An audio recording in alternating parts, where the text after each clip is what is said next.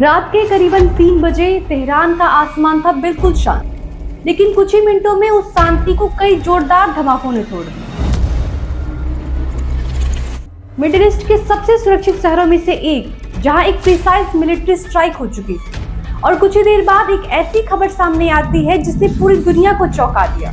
Iran के supreme leader Ali खामनी अब इस दुनिया में नहीं रहे। लेकिन असली सवाल यहीं से शुरू होता है, क्या यह सिर्फ एक अचानक हुआ हमला था, या फिर इसके पीछे महीनों तक चलने वाली एक सीक्रेट इंटेलिजेंस प्लानिंग छिपी हुई? आज हम इसी कहानी को समझने की कोशिश करेंगे। हेलो एवरीवन, मैं श्रद्धा और आप देख रहे हैं ट्रेंड्स विद दीवा। रिपोर्ट्स के मुताबिक स्ट्राइक से पहले ईरान के टॉप लीडरशिप को कई महीनों से ट्रैक किया जा रहा था, और यहीं से शुरू होती है इस पूरे ऑपरेशन की असली कहानी।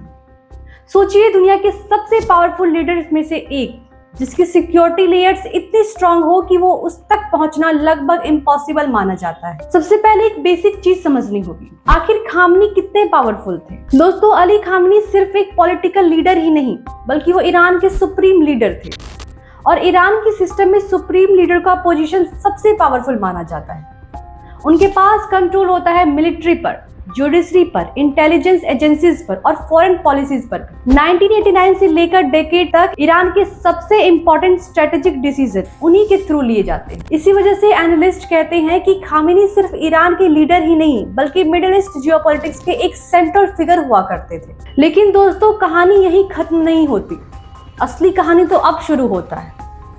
इस स्टोरी को समझने के लिए एक और इम्पोर्टेंट बैकग्राउंड समझना पड़ेगा, ईरान और इजराइल का रिलेशनशिप। कई सालों से दोनों कंट्रीज के बीच डीप मिस्ट्रस्ट और रिवलरी रही है। इजराइल का कंसर्न रहा है कि ईरान का न्यूक्लियर प्रोग्राम फ्यूचर में सिक्योरिटी थ्रेट बन सकता है, और दूसरी तरफ ईरान इजराइल के पॉलिसीज का ओपनली अपोजिशन करता रहा। इसी वजह से मिडिल ईस्ट में कई इनडायरेक्ट कॉन्फ्लिक्ट भी देखे गए हैं, कभी साइबर ऑपरेशंस, कभी कवर्ट मिशंस और कभी प्रॉक्सी ग्रुप्स के थ्रू टेंशंस। और इसी टेंशन के एनवायरनमेंट में एक सीक्रेट प्लानिंग की बात सामने आती है। रिपोर्ट्स और सिक्योरिटी एनालिस्ट के मुताबिक ऐसी ऑपरेशन कभी भी ओवरनाइट डिसाइड नहीं होते। इनके पीछे होती है long intelligence preparation, satellite surveillance, cyber intelligence और ह्यूमन सोर्स के थ्रू लीडरशिप मूवमेंट को ट्रैक किया जाता है, और इस प्रोसेस में महीने लग सकते हैं। एनालिस्ट का कहना है कि जब किसी लीडर की लोकेशन प्रिडिक्टेबल पैटर्न में ट्रैक हो जाती है, तब ऑपरेशन विंडो क्रिएट होती है, और इस स्टेज पर टारगेट को डिक्लेयर किया जाता है, जिसे हाई वैल्यू टारगेट भी कहा जाता है। और दोस्तों, यहां से शुरू होता है ऑपरेशन का नेक्स्ट फेज। अटैक के दिन एक कोऑर्डिनेट स्ट्राइक लॉन्च की गई। मिलिट्री ऑपरेशन में ऐसा स्ट्राइक यूजुअली मल्टीपल लेयर्स में होती है। Fighter aircraft, long range precision weapons और टाइमिंग कोऑर्डिनेशन। गोल होता है टारगेट को सरप्राइज करना। रिपोर्ट्स के मुताबिक अटैक इतना सडन था कि रिस्पांस देने तक का भी टाइम नहीं था। कुछ ही मिनट्स में मल्टीपल एक्सप्लोजन रिपोर्ट्स हुए, और फिर इनिशियल रिपोर्ट्स आई कि स्ट्राइक में टॉप लीडरशिप भी अफेक्टेड है। दोस्तों, इस न्यूज ने ग्लोबल और नेशनल दोनों ही लेवल पर इंस्टेंट रिएक्शन ट्रिगर कर दिया। इस इंस्टेंट के बाद ईरान में नेशनल मॉर्निंग अनाउंस की गई। गवर्नमेंट ऑफिशियल्स ने इस अटैक को मेजर एस्केलेशन बताया। रीजन में टेंशन सडनली बढ़ गए, क्योंकि जब किसी कंट्री के टॉप लीडर कॉन्फ्लिक्ट के कॉन्टेक्स्ट में टारगेट होते हैं, तो उसका सिंबॉलिक इम्पैक्ट बहुत बुरा होता है। मिडिल ईस्ट में सिक्योरिटी सिचुएशंस और सेंसिटिव होती गई, और दुनिया भर के एनालिस्ट नेक्स्ट डेवलपमेंट्स को क्लोजली वॉच करने लगे।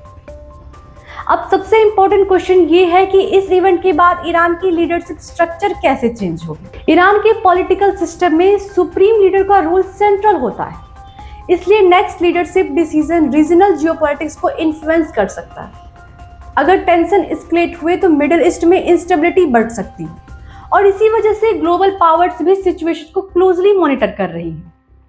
अली खामनी की डेथ सिर्फ एक इंडिविजुअल इवेंट ही नहीं, बल्कि ये मिडिल ईस्ट जियोपॉलिटिक्स में एक सिग्निफिकेंट टर्निंग पॉइंट बन सकता है। अब देखना ये है कि फ्यूचर में टेंशन एस्केलेट होंगे कि डिप्लोमेसी सिचुएशन को स्टेबलाइज करेगी।